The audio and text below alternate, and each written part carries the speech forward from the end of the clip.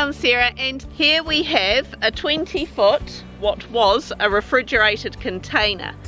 Now the story is, as I've mentioned in previous videos, we're looking at setting up some hydroponics. We're going to use this container to set the hydroponics up in.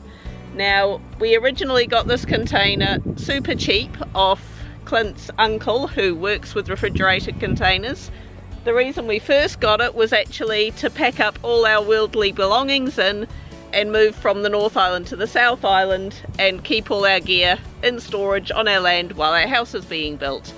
Ever since then, last 15 years or however long it's been, there's always been debate over what we're going to actually use it for. But this video won't actually be about the hydroponic setup as such. This video is more about us moving the container to where we want it, getting it level, getting it painted, getting it de-rusted.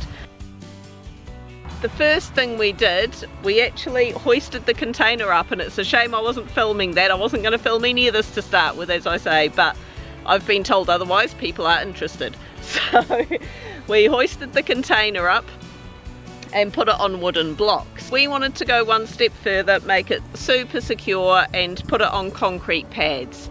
So we have put concrete pads down. Now the concrete pads, we dug down about 400 mils, didn't we? Yeah, about 400. Yeah. We dug down 400 mils, we've got a few metal rods in there, we've got wire mesh. As I say, unfortunately we didn't film the doing of that, but tape measures, levels, everything. So we've got these two concrete pads. Just to explain this, it did rain shortly after we did this concrete pad, and so we made a little house and put tarpaulin over it in order to save the concrete pad. But then the cat happened.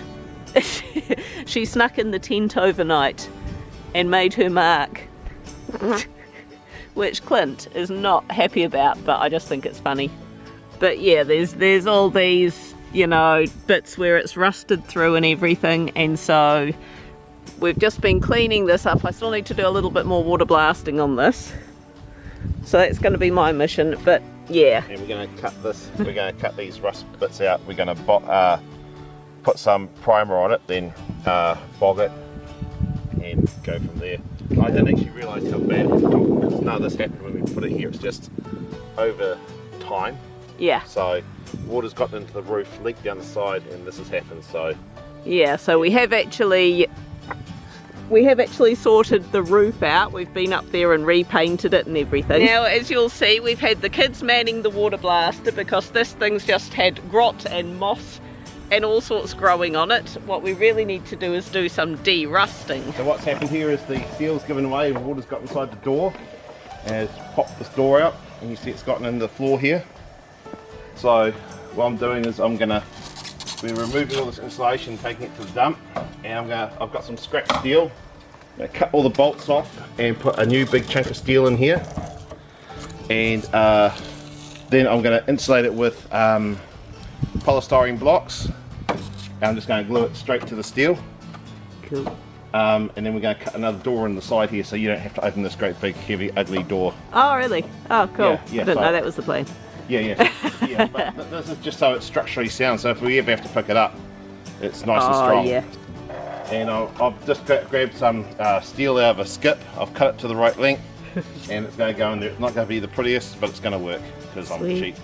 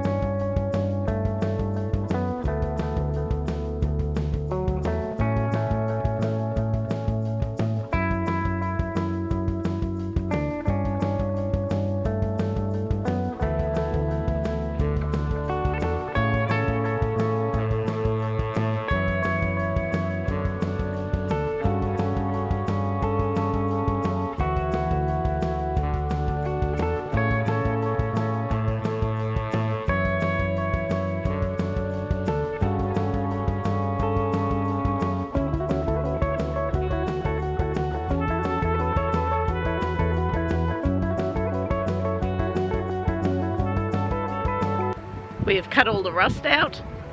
I've been painting it with rust treatment. We've been grinding, we've been sanding. Now it is time for bogging. We're using some of this stuff. Yeah. Uncle Graham assured us that it's car filler, but apparently it should do. So He should know.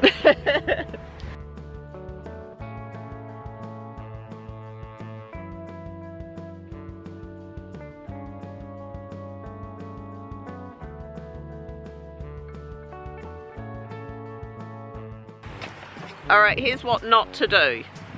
Don't mix half the container at a time. That stuff goes rock hard. From liquid to rock hard within a minute. So we're just going to have to mix up a little bit at a time to fill each hole. I'll go. And yeah. Damn, we're going to have to buy some more of this.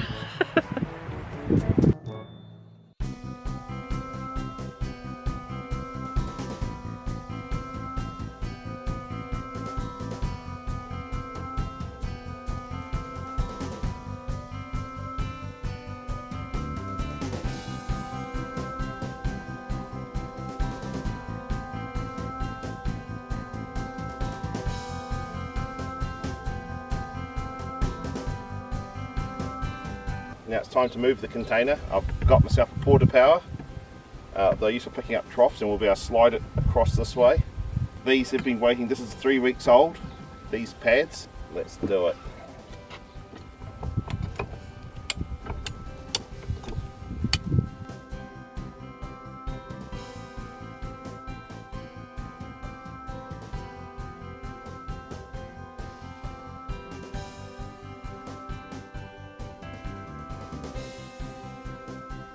And this is what they're used to picking up units and troughs, just slipping underneath it and picking up 500 kilos worth. But I'm going to be using this today, and this can move four tons, and we'll take a few goes, but we're going to slide the whole container that way with it. That's it there, and we're going to push it probably 6 inches at a time. Should I get the grease off of this? Can you see it moving at the other end, guys? Yep. A bit. Yeah, I see it. Bit by bit. Give me the shorter one. Oh, so you extend it to move it further. Yep.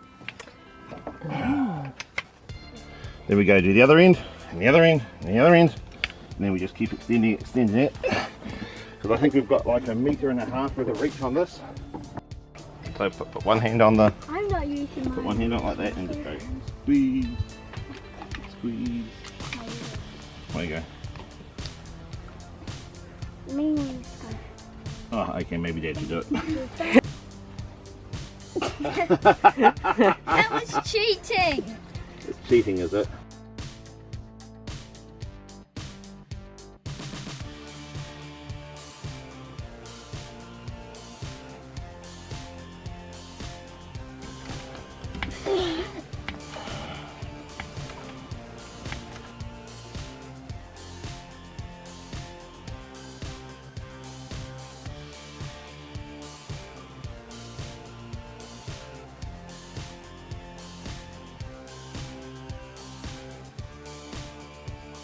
Just come to our attention that this is actually starting to dig into the concrete as we're moving it across. We're going to jack up the corner so it's actually going on there evenly. It's not going, you know, up on an angle like that. So much easier.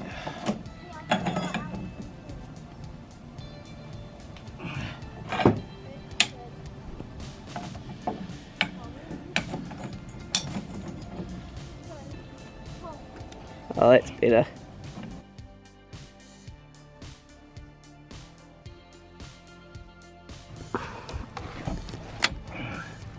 There we go. This is tight. You're sweaty. Am I? Gross. Don't know why.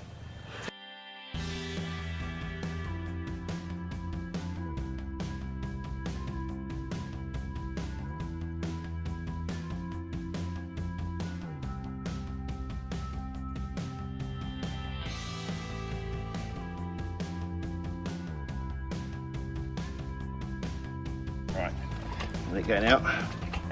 It's going off to the side. Fine. Don't skip over it. Scare me.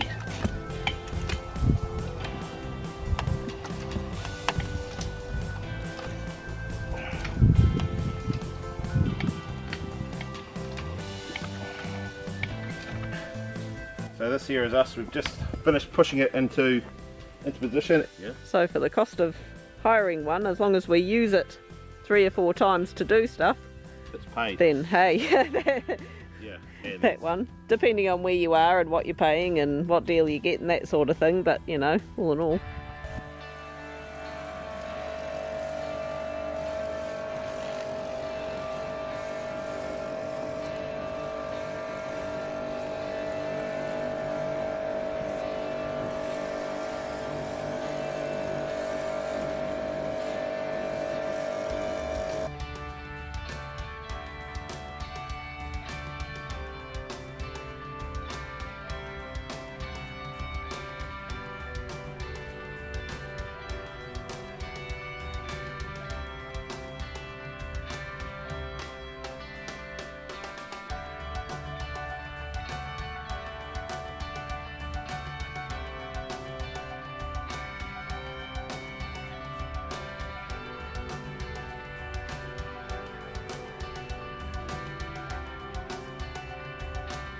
Okay, so today we want to remove the floor because we want to be able to keep it clean and be able to clean it easy.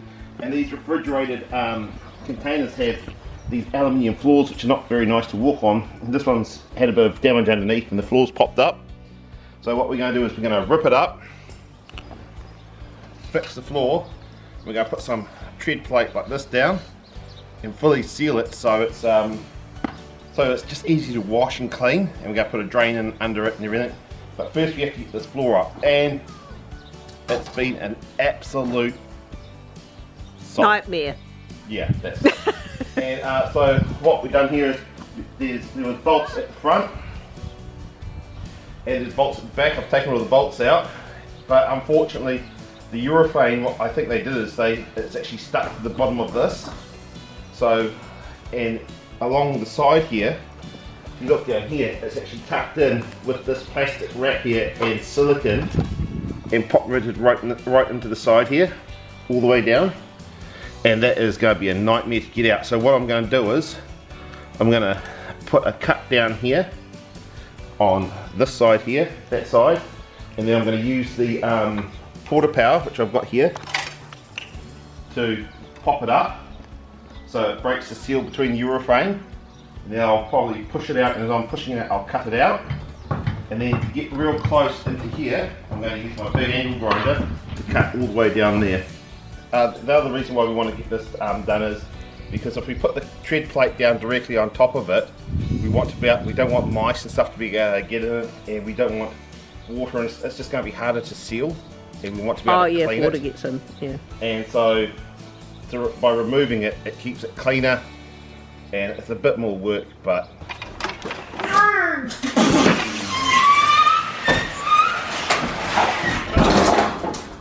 whoa. I believe you.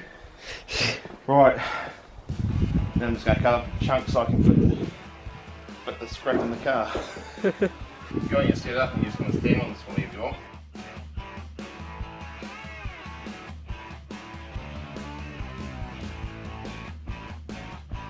So now we just have to cut these last 2 rails.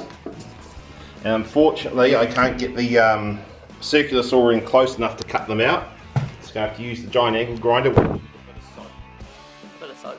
A bit of soap, just a little bit of soap makes the blood, it cuts, there's not so much kickback, cuts easier, and the blade lasts a lot longer. I don't know why, but it works.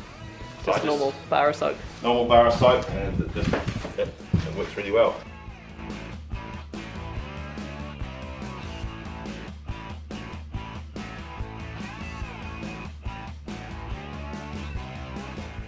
Problem we now are encountering is, of course, all these dings in the floor.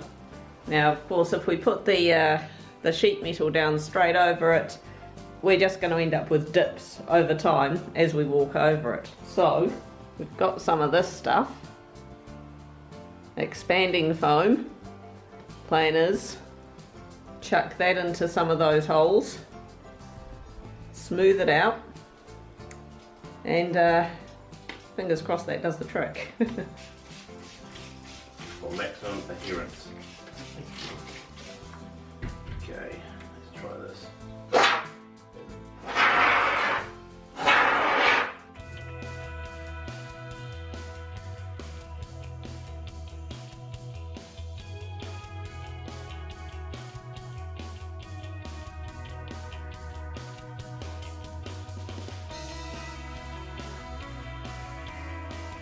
That stuff you saw us putting on, yeah, it was okay, but as you can see by the footprint, it's quite a bit softer than what we've actually got here. And yeah, 2 full cans, that was just that was going to cost a fortune. It just wasn't ideal, was it? No. So I've put this down, I've put a plate in, and we're going to pour proper urethane, just like what's come out of it, back in it. But I've never used liquid urethane foam before, so this is potentially going to go bad. But we're recording for your amusement. Yep.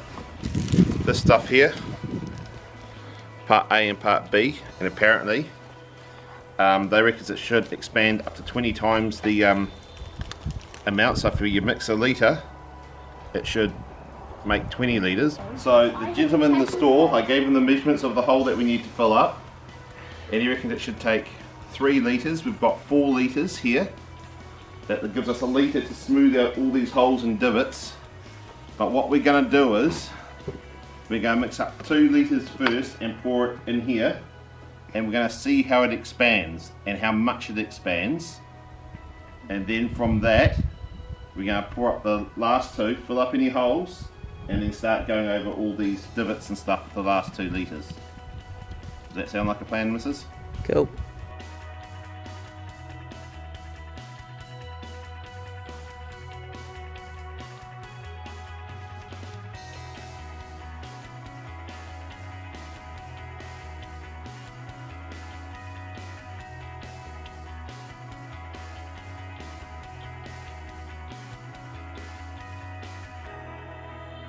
That is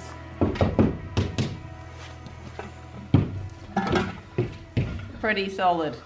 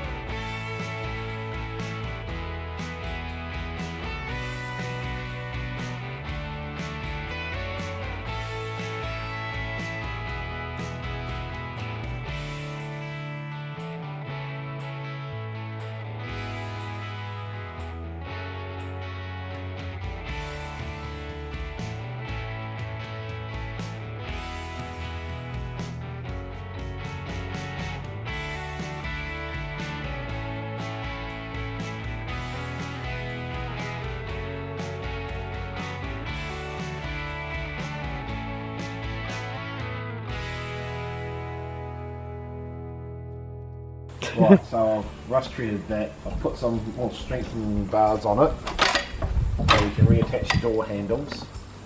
But what happens is the rain gets in through the seals at the top and rusts out the doors. So what I'm going to do is I'm going to close it and we're going to see where it seals up on the top there. I'm actually going to seal it with silicone so water can't get in there anymore.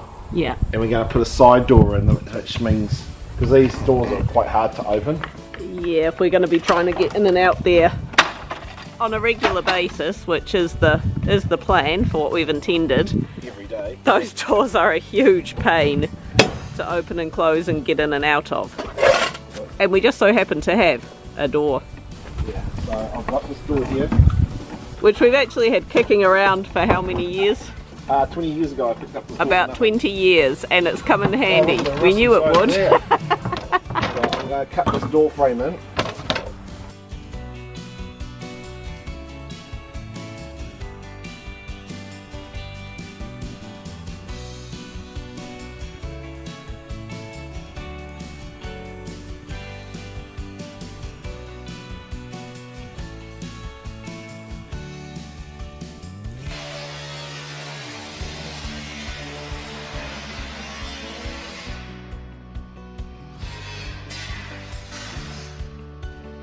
Hang on.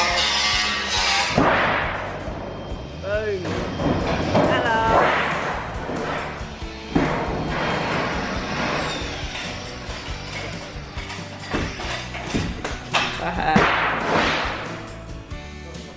Walk through wall. Bye.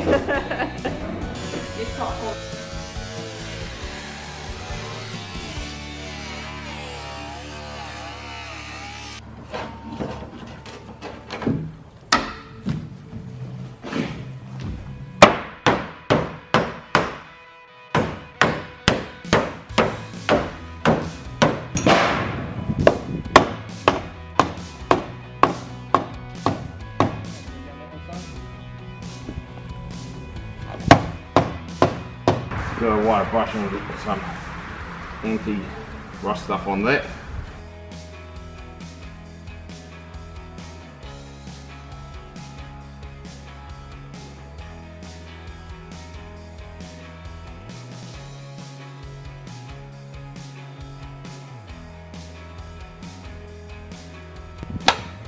This is my homemade box for it. So this is how it works. Assemble gun like that. Put that on. Make it so the thread goes all the way in like that. And put it in the hole. I'm not sure. And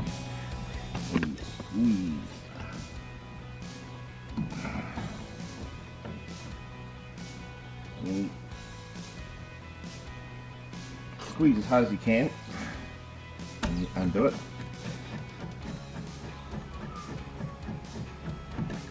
That's the ribbon nut in. So now we can go and get those bolts and put a bolt straight in there.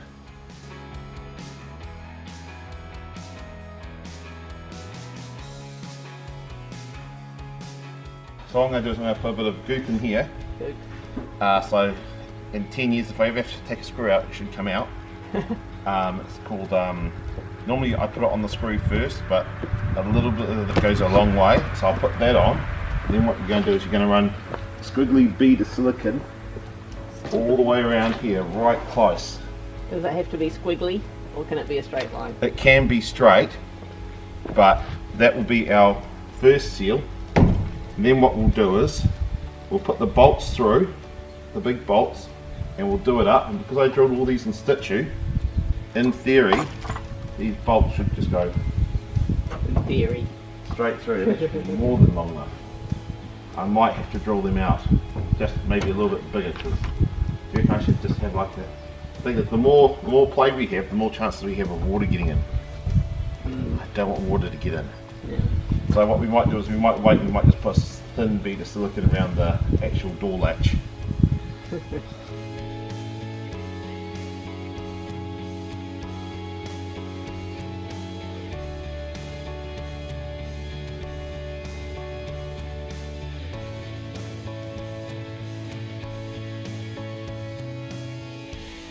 There is something wrong in the force.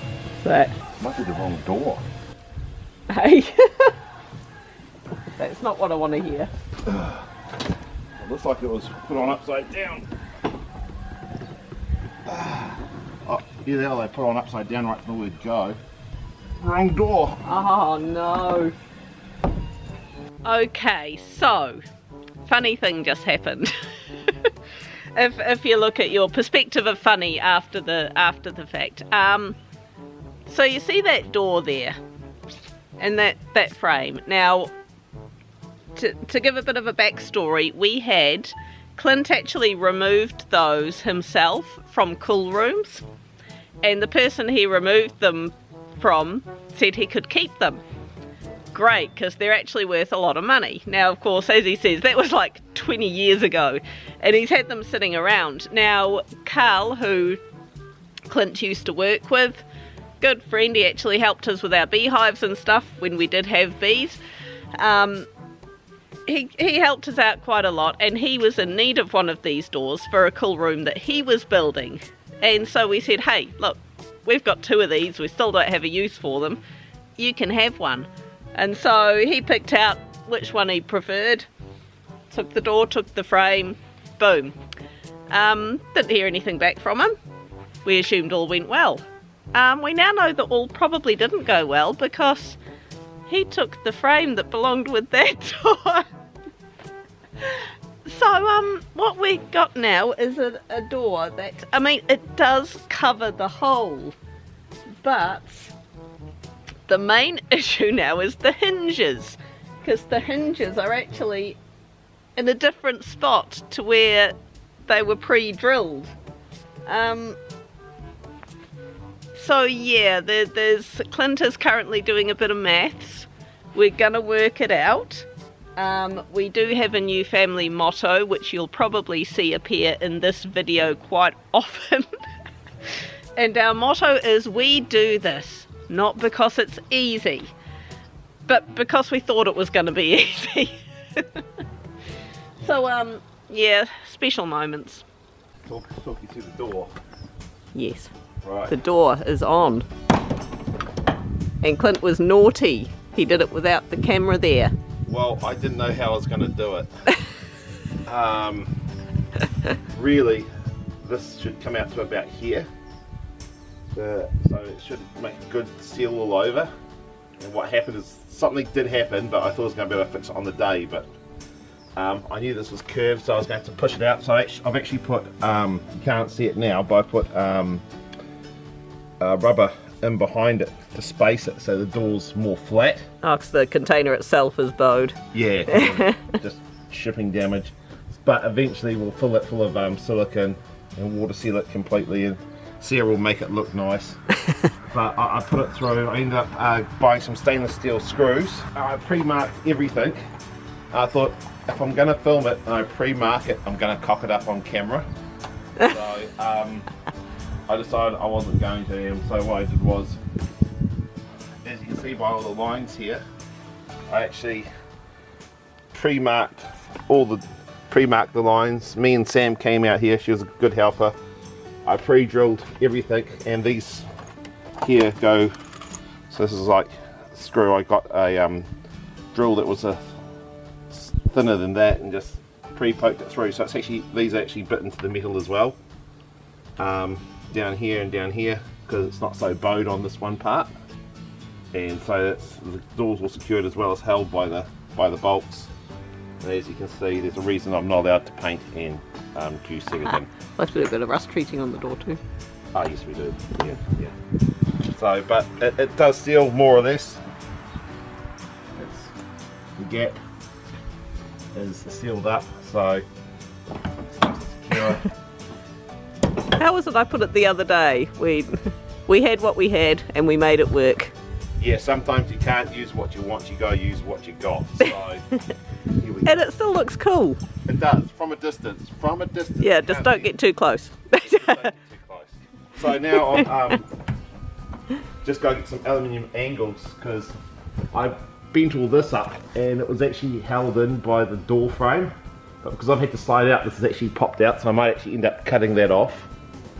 and putting a what do you call it, some aluminium angle around the edges. Not so much worried about this part here, but down the bottom. And then once that's done, seal it from the inside and put screws all the way through. But actually, we probably don't need to do that. Just seal it with silicone. So that's going to be our job for Cool. today. And we're gonna, I've got some polystyrene. I'm gonna put the edge back on and pop rivet. See how the plastics come off here? I'll cut these off, push that back in, Oh, yeah. and then we're gonna glue polystyrene to here, then try and put the stainless steel sheet back on so it's... And then these doors will just be a permanent seal.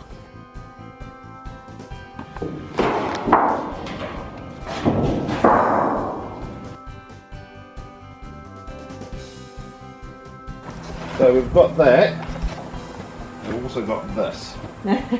So So lots of polystyrene. Some jigsaw. it's going to be a jigsaw piece, so I'd stick that in there like that, like down that part there.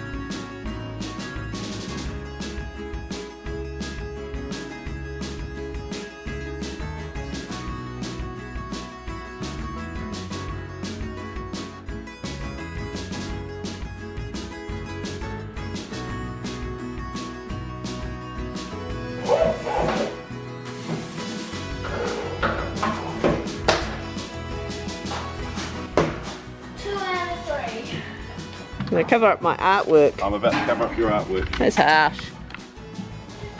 Go on then.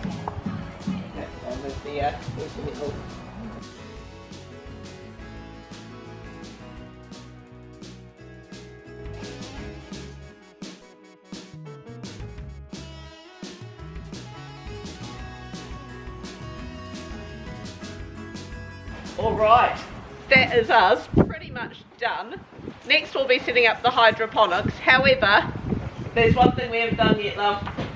90s dance music video in a container. A 90s dance music video in a container. Look, it's perfect.